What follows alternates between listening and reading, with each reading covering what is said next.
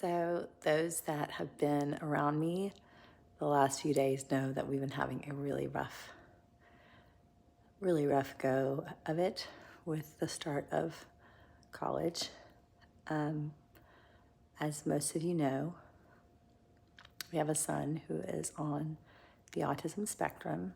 He's amazing, beautiful, talented young man. He is in a university that is almost 800 miles away from home, but it's where he really wanted to go and be.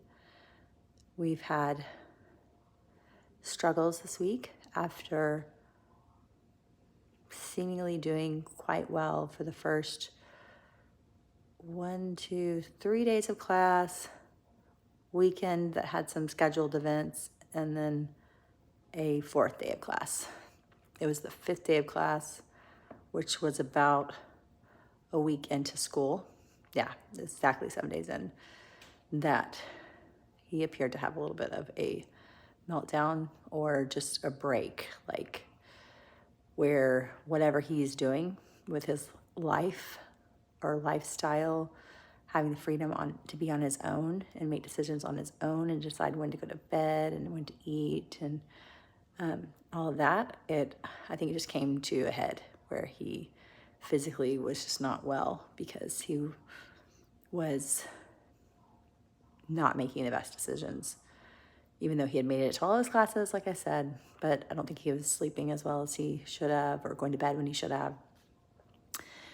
A lot of that has to do with autism for him because there are things that he gets focused on, or he gets focused on things that are positive and he gets focused on things that are negative, and typical distractions for teenagers or really anyone.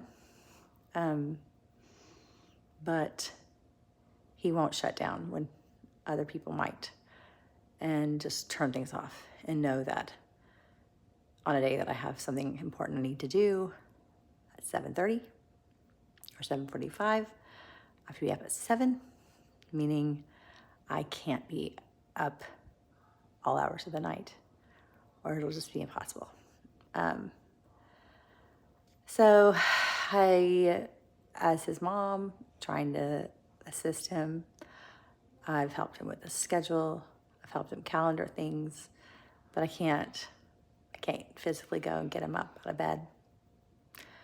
I can't even get him to respond from far away if he's not, willing to, or stuffs his phone under a pillow where it's muted. So it's been a little rough go of it. He called me recently today and said that he's been inspired, he's been writing music. So all in all, kind of had a bad 24, 28 hours. Yesterday, he kind of didn't talk to me much at all. Because I told him that this isn't sustainable and we can take a break. We don't have to do college right now. We could withdraw, and that's an option, and you wouldn't be failing out or any of that. You would just say, hey, I need a breather. I need to go regroup, and then I can come back. And that's an option. He did not like that. And I understand. Nobody wants to feel like they're failing. And honestly, he's done so well. Yesterday, he had a couple of assignments, grades, first grades come in. I think the first one was a theory assignment, and he got a 98 out of 102 or something like that. He also had a presentation yesterday. He was probably stressed about that. Again, he did really, really well. And he doesn't have accommodations for presentations and those type of things, certain things that he had in high school. And they just don't have that in college. So no one's not taking off for some of his what are kind of signs of autism, whether it's not having eye contact or seeming distracted or whatever. Like, no, he got really great points for being present, well prepared, well spoken. So I'm really happy for him. But this is the reality of our situation. I've had people talk to me who are like, kind of, I don't want to say that they just assume that he's going to be fine because he's just another college student, but it kind of feels like that. And I know they're just trying to be supportive. I have other people in my life that have similar experiences with their children. And so I found comfort in that, knowing that they're okay. Like this is hard, and they recognize in that, and they say it was the hardest thing for them when their child was going through it, and they were going through it with their child. Because you feel like, I mean, they're part of you, and that they're their own. You invest a lot in their lives and in their hopes and dreams. And honestly, I just want him to be okay. I know everything's not going to be perfect. I don't expect that at all, but I just want him to be able to wake up. I want him to be able to go to bed when he's supposed to. I want him to be reachable. And not feel like I'm worried that I haven't seen him move for a certain amount of time. So it was a rough week. I won't go into all the details, but it was a rough week. And I see signs of hope. And I pray that this will work out now. And if he's not ready, that we'll be able to make that call and kind of shift gears, maybe just for the semester or for the year, if we need to. And maybe we just need some new parameters that'll sort of help him, like as far as with technology and stuff like that. Just that's what we were able to do at home, and we were really successful with that. And he adjusts and he's fine. Like if you just say, for example, the television shuts off at 11 o'clock or whatever. And so like it won't turn on because the Wi-Fi is cut off to it. So something like that, until he reaches a point of maturity and growth in his life, where he's just in a different stage where if he's obviously supporting himself, it's a whole nother story.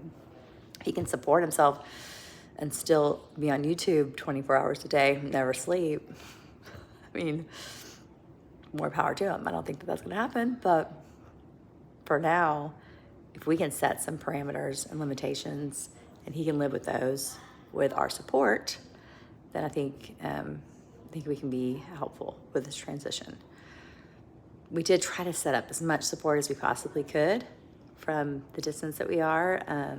We have alerts coming to our phones. We have his calendar up on our phones.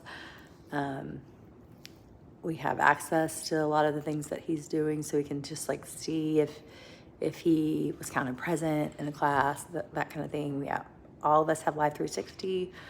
It's a little bit difficult to know exactly where somebody is on a college campus because Live 360 only allows you to make a circle a certain size, like a certain tininess. Tininess? Is that a word? I don't know. But so sometimes like some of his circles are kind of close to each other, so it's hard to tell, like, is he in the dining hall? Is he in his dorm? When he's there all night, you think, no, he's probably in his dorm. He's not in the dining hall in the middle of the night, but then it won't necessarily track. Like if you're watching it live, it'll show you that he went into the dining hall and he's eating. Then it'll show you that he went out and he went to his dorm. And then if you look back at it, it'll just tell you he was in his dorm for the last 8 hours, even though he actually went to eat. But they're so close together and the circles kind of overlap a little bit that it becomes hard for the app to pinpoint. So maybe this is just like where technology is a little bit of a negative, because if we didn't know, we didn't know. But we do know. Maybe we know too much. Anyway, just wanted to share a little bit about what's been going on with him and us trying to support him. And like I said, he does have some of his first grades that have come in, and he's doing really well with that. Just hoping and praying that he'll be able to just find his rhythm and a healthy space of going to bed like a normal time, by midnight every night would be great. I know he's in college, but I'm not talking about a kid who's just like out partying. This is a kid that's just in his room and distracted and needs to go to bed. So prayers that he'll go to bed and prayers that he'll wake up without us needing to call in the RA or do a wellness check, welfare check, because there's no response. So, anyway, that's my update. I hope everybody's well, and God bless.